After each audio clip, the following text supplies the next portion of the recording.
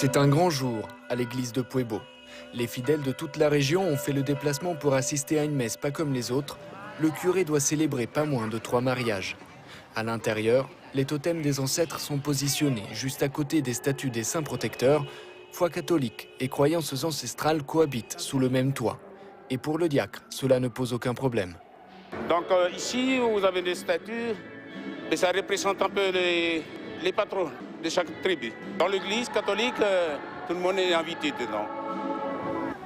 Devant l'église, Janine et Félicien sont prêts pour la messe la plus importante de leur vie. Ils ont la cinquantaine et 5 enfants. Après 30 ans de vie commune, ils sont enfin prêts à s'engager. On a décidé de passer devant Dieu et pour célébrer ce mariage, parce que nous sommes croyants. Et comme toutes les mariées, Janine n'échappe pas à la règle. C'est le trac, c'est tout. Ce jour-là, l'église est bondée. Janine, voulez-vous prendre Félicien comme époux? Il met un peu serré, ton truc là. Merci, merci. Au nom du Père et du Fils et du Saint-Esprit.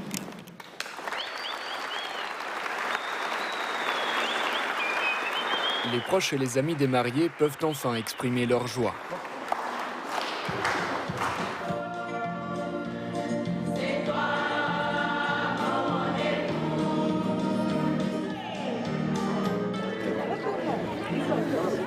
Après le mariage religieux, Janine et Félicien rejoignent leur tribu pour célébrer le mariage coutumier, car comme pour tous les Mélanésiens, à côté de la foi en Dieu, il y a aussi les croyances traditionnelles.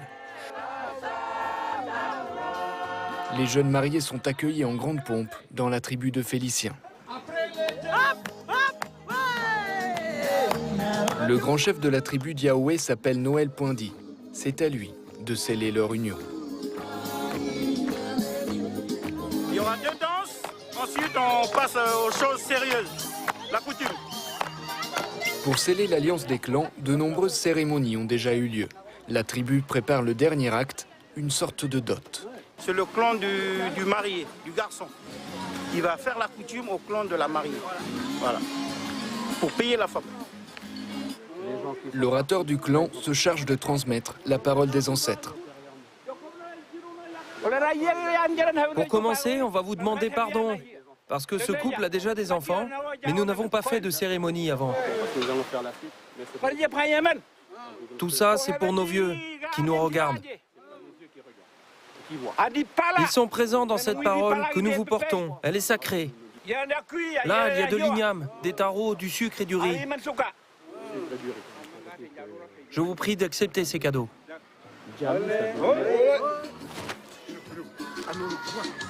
Ici, on n'hésite pas à mélanger coutume et foi catholique, mais pour Félicien, les traditions ancestrales restent primordiales. Nos ancêtres, ils sont toujours là. Nous voyons ce que nous voyons, mais derrière ça, il y a des ancêtres qui sont là parmi nous.